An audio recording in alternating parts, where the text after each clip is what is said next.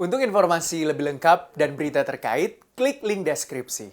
Dan jangan lupa juga untuk download aplikasi CNBC Indonesia yang tersedia di Play Store dan juga App Store. Jangan lupa subscribe ya.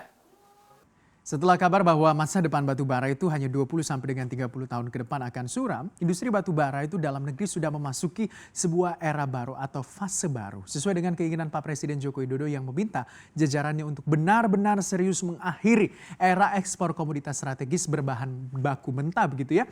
Dan kita lihat dengan dasar itu juga kita tahu bahwa rame-rame industri batubara di dalam negeri kita sudah mulai memberikan nilai tambah terhadap batubara yang selama ini diekspor dalam bahan baku mentah. Kita ulas di sore hari ini hilirisasi ala perusahaan batubara. Kita lihat tentunya seperti yang kita tahu bahwa konsumsi batubara Indonesia itu adalah sekitar kurang lebih 20 sampai dengan 25% dari total produksi batubara yang diproduksi oleh negara kita setiap tahunnya. Itu berarti ada sekitar kurang lebih 75 sampai dengan 84% batubara dari hasil produksi dalam negeri kita itu diekspor ke luar negeri, tapi dalam bentuk bahan baku mentah atau dari bentuk batu bara dengan juga bisa dikatakan kalorinya cukup rendah. Nah, kita tahu bahwa harga komoditas di global itu sangat fluktuatifnya itu sangat tinggi. Ketika ada sentimen negatif, harganya bisa turun. Ketika ada katalis positif juga harganya bisa naik. Jadi untuk menghindari tentunya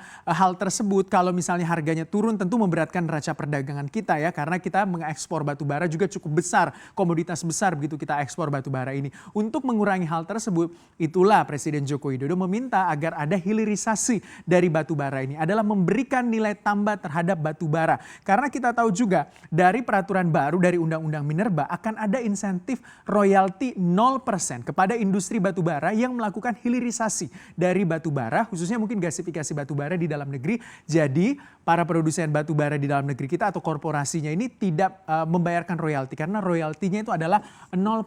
Kita tahu bahwa khusus di dalam negeri ada kurang lebih 7 dari jenis hilirisasi batubara yang bisa dilakukan. Tapi baru 2 begitu yang dilakukan dari 7. Yang pertama adalah pembuatan briket batubara dan yang kedua adalah peningkatan mutu batubara atau coal upgrading. Jadi kalau briket batubara itu sudah dilakukan oleh PTBA dan juga PT Triveni, investasinya kurang lebih 200 miliar rupiah dan kita tahu bahwa ini dijadikan bahan bakar dan sudah dilakukan komersialisasi. Lalu untuk peningkatan mutu batubara atau coal upgrading ini juga sudah dilakukan oleh PT ZJG Resource Technology. Investasinya juga senilai kurang lebih 80 sampai dengan 170 juta US dollar atau sekitar 1,13 triliun sampai dengan 2,4 triliun rupiah. Jadi baru 2 ini yang sudah mulai dilakukan di dalam negeri kita.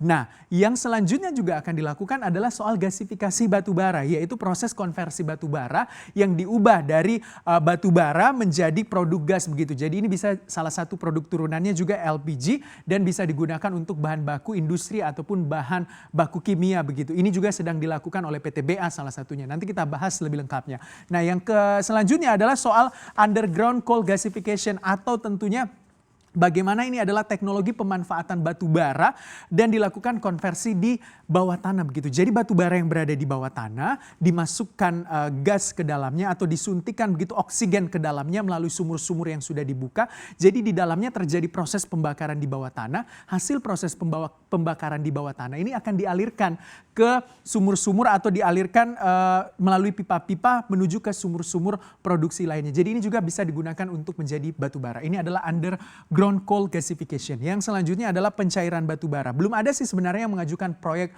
pencairan batu bara ini. Tapi kalau kita lihat ini hasilnya akan digunakan untuk peran atau menggantikan peran dari minyak bumi. Jadi nilai investasinya juga cukup besar, makanya belum ada yang mengajukan, sekitar kurang lebih 2 sampai dengan 4 miliar US dollar. Selanjutnya adalah pembuatan kokas. Nah, kalau kita tahu bahwa pembuatan kokas ini juga rencananya akan dikembangkan oleh PT Mega Energy dengan produknya adalah semi-coke dan juga coal tar begitu ya. Nah, perkiraan investasinya juga 200 juta sampai dengan 400 juta US dollar. Yang terakhir adalah coal slurry atau coal water mixture. Jadi bagaimana penggabungan antara batu bara dengan air begitu yang digunakan untuk juga pembangkit listrik berskala kecil, jadi pengganti dari PLTU. Jadi bisa dikatakan pengganti dari PLTD begitu ya, pembangkit listrik tenaga diesel.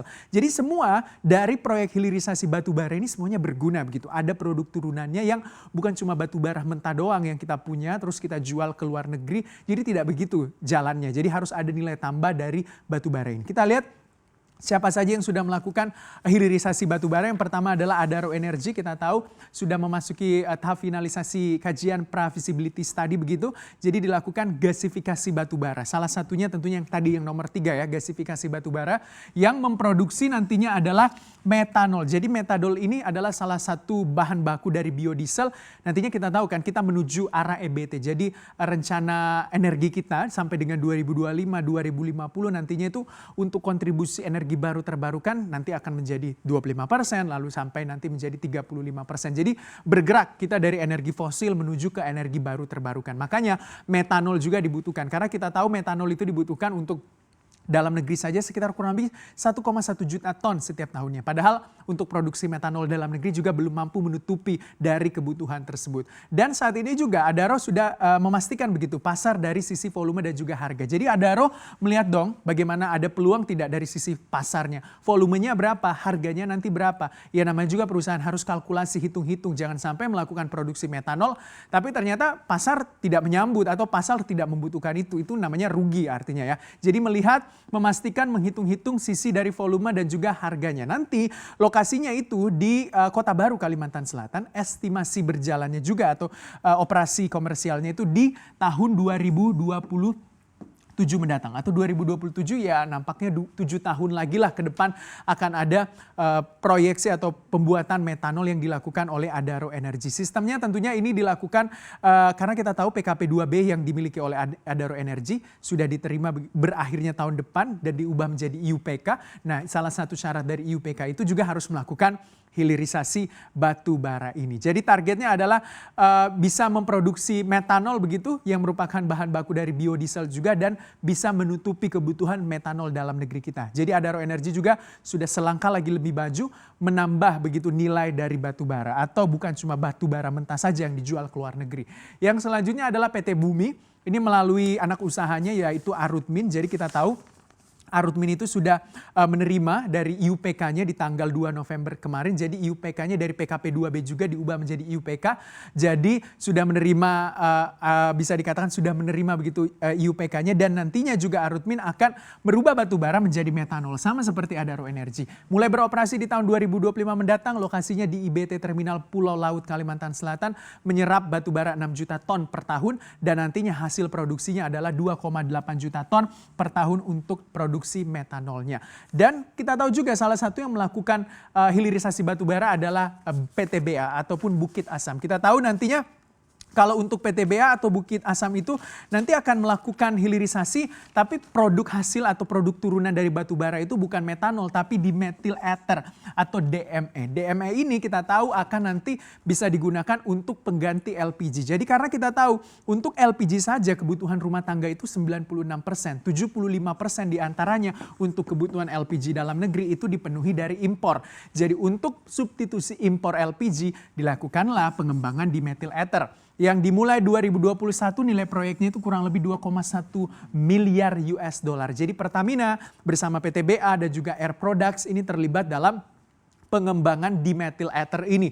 Proyeknya skemanya itu adalah build, operate, transfer. Jadi BOT yang kalau kita lihat untuk skemanya adalah ini berlaku 20 tahun untuk BOT. Jadi di tahun pertama PTBA menjadi produsen atau penyuplai begitu ya batu bara berkalori rendah diberikan kepada untuk pengembangan dimethyl ether ini dan tahun selanjutnya PTBA bisa mendapatkan saham dari proyek ini tentunya. Nah, bagaimana proses pengolahannya? Pengolahannya nanti batu baranya itu 6 juta ton per tahun yang diserap oleh proyek ini. Jadi PTBA memberikan suplai batu bara 6 juta ton per tahun dengan hasilnya adalah 1,4 juta ton dimethyl ether yang nantinya juga akan menutup atau mensubstitusi dari gas LPG yang selama ini memberatkan neraca perdagangan kita dan bahkan bisa dikatakan dari produk dimethyl ether ini PTBA akan membuat negara kita atau membuat pengeluaran negara kita itu menjadi lebih hemat kurang lebih 8,7 triliun rupiah. Bukan main, 8,7 triliun bisa dihemat dari impor LPG saja. Itu dia bagaimana gambaran, tentunya kita akan lihat bagaimana efek dari hilirisasi batu bara ini beberapa tahun ke depan, utamanya dalam menyumbang pendapatan negara yang selama ini juga bertumpu pada komoditas mentah yang mulai melakukan lompatan juga ke hilirisasi komoditas, utamanya batu bara.